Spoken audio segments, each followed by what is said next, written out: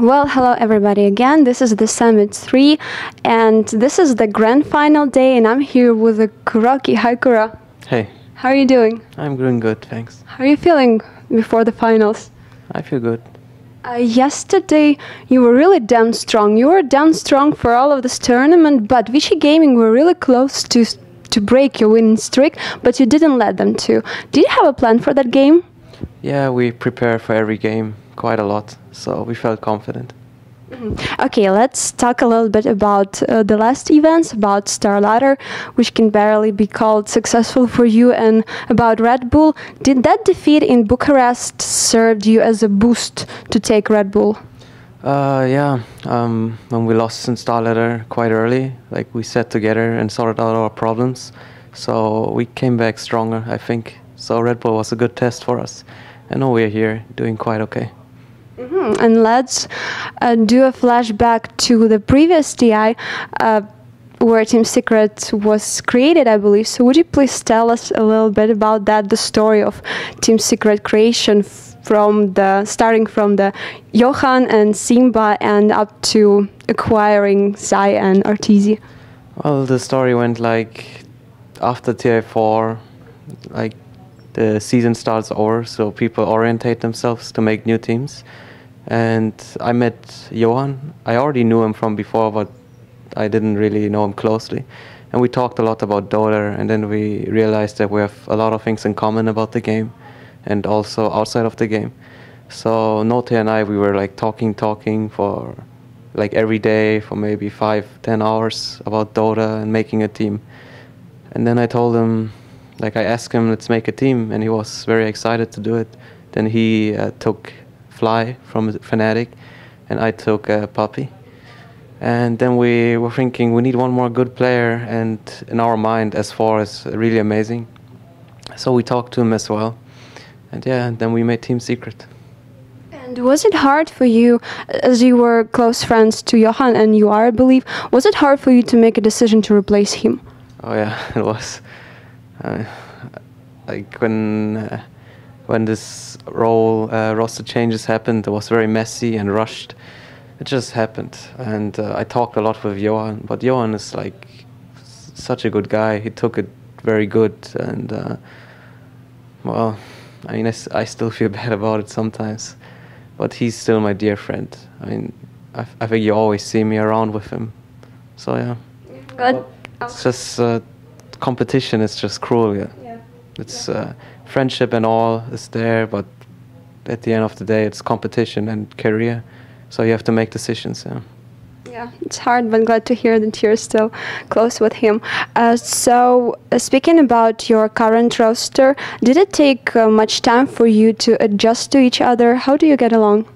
Oh, it actually took a lot of time. Like, as you see in Star Ladder, we struggled quite a lot, so we were still not really meshed as a team. But I think we're on a good pace to become a better team. It's like you have 2 players from Navi, that is Puppy and me, then you have 2 players from EG, TZ and Zai, and then you have S4 from Alliance.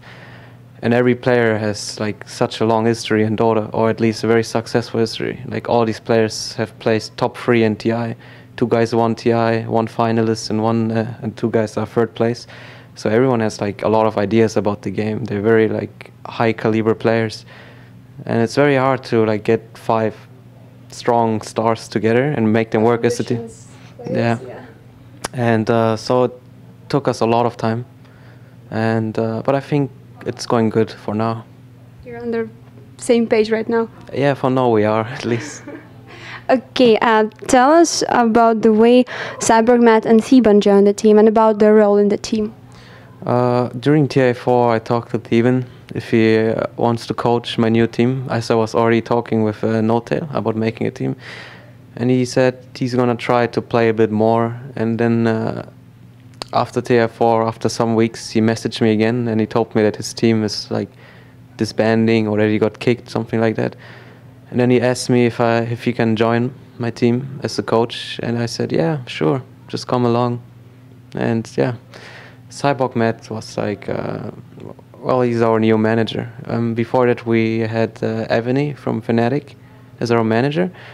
But since we parted with Tel, this bit complications, but she was a very good manager. Like, she was one of the best managers I've worked with, and Cyborg is also doing a really good job.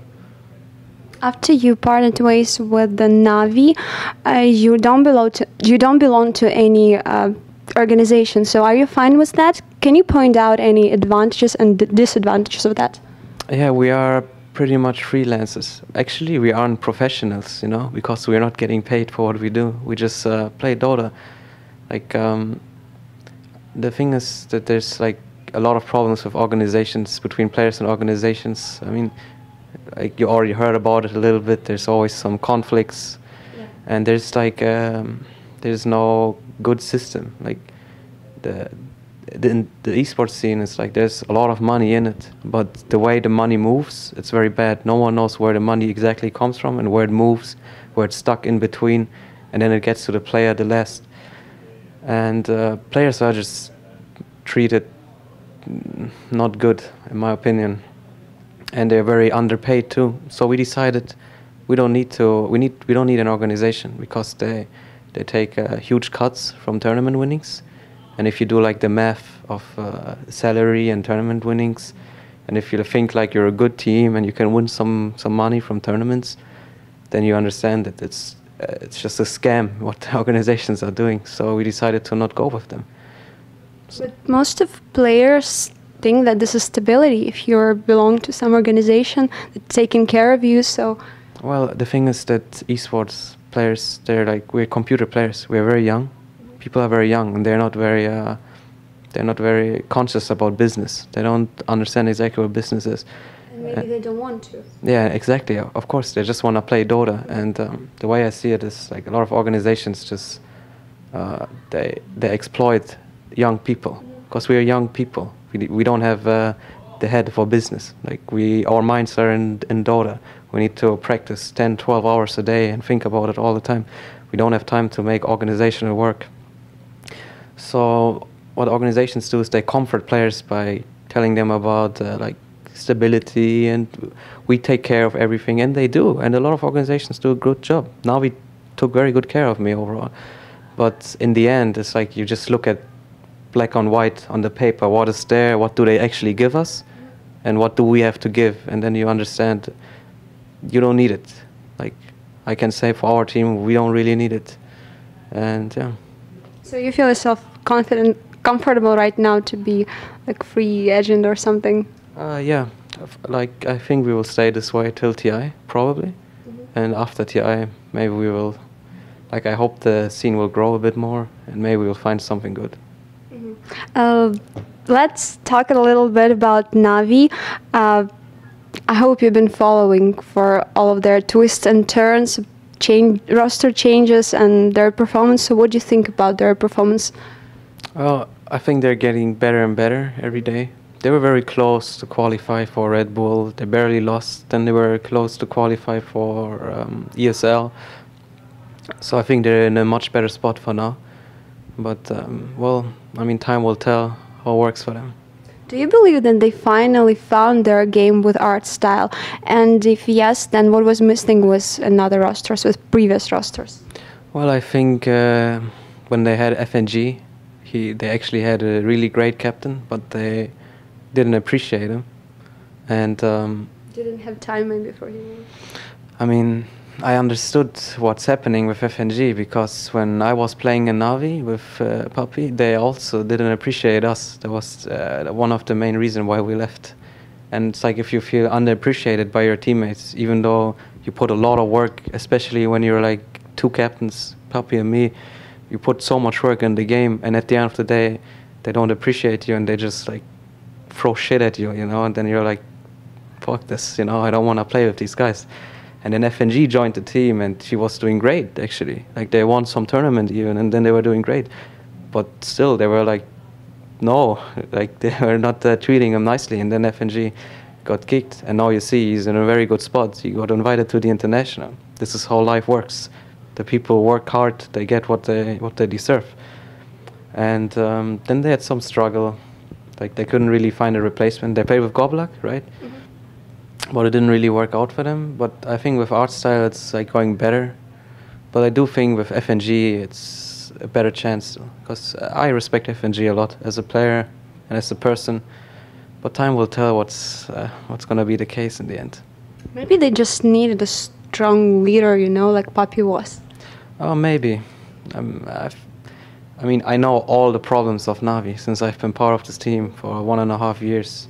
I know exactly how deep-rooted the problems are, but I can't really talk about it. So I just wish them the best, though. Like, I have to say that. How do you estimate their chances in European quals?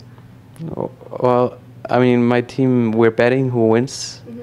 And I say that either Navi or Berlin United wins. So I want one of these two teams to win in the end. I see. Despite you're open to interview, and I do appreciate this, you can barely maybe consider yourself to be a media personality because of your low activity in social media. So what would you say about that? May we expect that it's going to change in the nearest future? Well, it's very hard. Like, I'm very a reserved person, and I'm also shy. So I don't know. I should change it probably. Like, I should give back more to my fans because they're always nice to me. They always send nice messages. They always cheer for me. But I try my best, I guess. Before I let you go, do you want to give any shout-outs to your fans, friends? Yeah, shout out to my team. Shout out to my fans. And thank you for the interview. Thank you for your time. Thank you for joining me. Wish you best of luck. And thank you for watching. Bye.